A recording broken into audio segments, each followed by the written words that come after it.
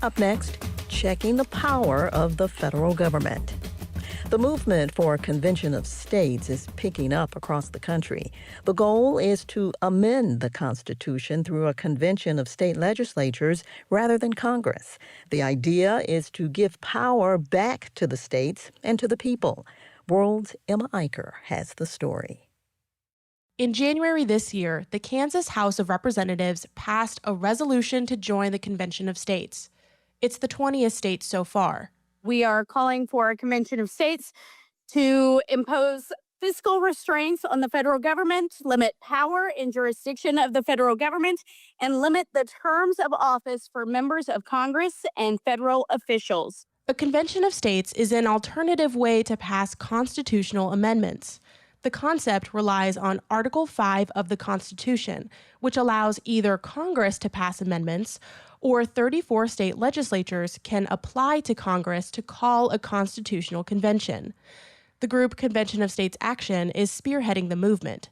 Billy Norp is the Idaho director. Article 5 of the Constitution allows two different ways for an amendment to be proposed to the Constitution. If you can get 2/3 of the states to sign or to pass exactly the same resolution that calls for a convention of states, then a convention of states would be called. The organization wants a convention of states in response to expanding federal power. Norp says one item on the agenda for a possible amendment is term limits on Congress. Many of the senators and representatives have spent their whole lives in Congress. Our founders never intended it would be a lifetime job to be a senator or representative for the country. Another priority is the nation's $38 trillion of national debt, a number that ticks higher every second. Dan Foreman is a Republican Idaho state senator. We're on a collision course with financial destruction, so we need to do something. The U.S. has never held an Article 5 Convention of States. The closest historical parallel is the 1787 Constitutional Convention. There, state delegates took the opportunity to write the Constitution as we know it today.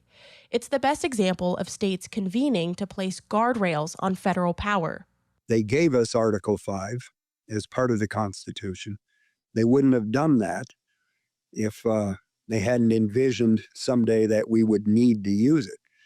And we do need to use it. Last year, Idaho legislators tried to pass a resolution to join the convention and met strong pushback. Idaho is a deep red state, but there isn't a united front on this issue within the Republican Party. Idaho is a microcosm of challenges the convention faces in other Republican-led chambers, where disagreement stretches across both sides of the aisle. Some of the concerns are legitimate. They're voiced by patriotic citizens that are genuinely afraid of a convention. Foreman says the biggest pushback against the convention is that it could go beyond its intended scope. Opponents worry that a so-called runaway convention might result in radical political agendas being pushed all the way through to a constitutional amendment. Another concern is that Americans aren't united enough to produce meaningful change.